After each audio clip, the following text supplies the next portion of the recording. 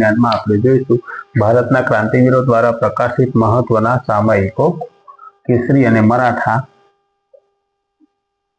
લોકમાન્ય ટિળકે રચના કરી છે.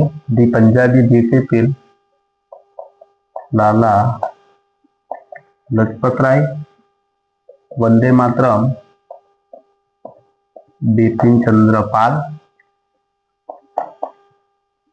हिंदी तर्फी चंपक रमण पिल्लाई, तीसरी हिंदुस्तान तारकनाथ दास, इंडियन सोशियोलॉजिस्ट